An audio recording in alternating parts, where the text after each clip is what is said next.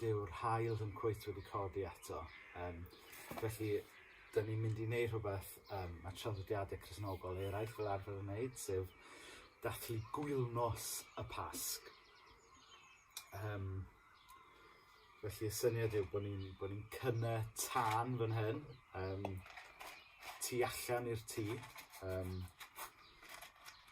fel arwydd cyntaf o'r atgyfodiad a'r goleuni yn dod nôl mewn.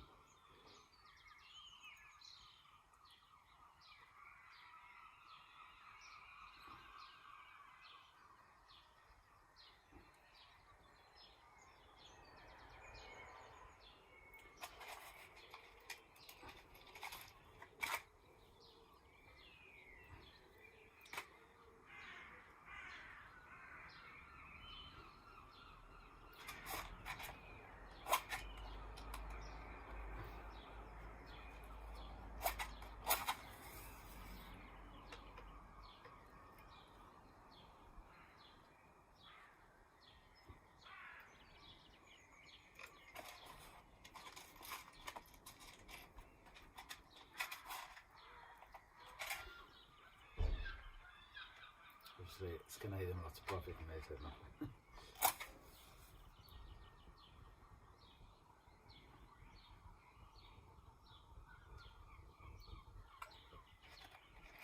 Dyma ni, so gwylnos y Pasg yw hwn, le ni'n cynnau tân yn y tywyllwch tu allan o'r fore dydd Sul y Pasg. Dwi jyst am darllen rhai adnodau ddechrau Ioan 1 i ni.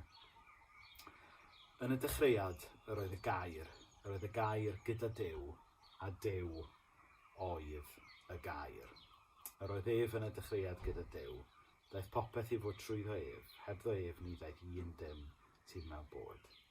Ynddo ef yr oedd bywyd, a'r bywyd goleuni dynion ydoedd. Y mae'r goleuni yn llewyrchu yn y tywyllwch, ac nid yw'r tywyllwch wedi ei drechu ef. Daeth dyn wedi anfon oddi wrth Dduw a'i enw Ioan. Daeth hwnnw yn dyst i dystiolaethu am y goleuni, yn mwyn i bawb ddod i gredu trwyddo. Nid ef oedd y goleuni, ond daeth i dystiolaethu am y goleuni. Yr oedd y gwir oleuni sy'n goleuo pawb eisoes yn dod i'r byd. Yr oedd yn y byd, a daeth y byd i fod trwyddo ac nid adnabu'r byd mohono. Daeth i'w gynefin ei hun, ac ni dderbyniodd ei bobl ei hun mohono. Ond cynifer ac ei derbyniodd rhoes iddynt hwy, y rhai sy'n credu yn ei enw hawl i ddod yn blant Duw. Ac felly dyma ydy y traddodiad gwylnos y Pasg, le ni'n cynnau tân yn y tywyllwch rhwng y machlud a'r Sadwrn y Pasg a'r Wawr a'r Sul y Pasg. Ni'n cynnau tân tu allan yr eglwys yn tu allan yn tŷ. Ond wedyn wrth gwrs yn symbolaidd, da ni yn wedyn o'r fflam yna, da ni'n goleuo canwyll. So ni'n meddwl sy'n hwn yn gweithio yna.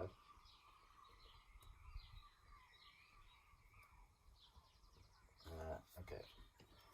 Felly bryd yn y match arall.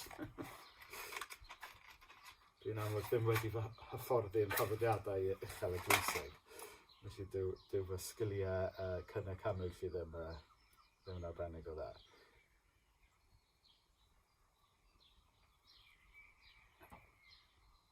Wedyn o'r fflam yna, da ni wedyn yn gallu cymryd y golau mewn i'r tŷ i nodi Sul y Pasg, Crist y gyfododd yn wir.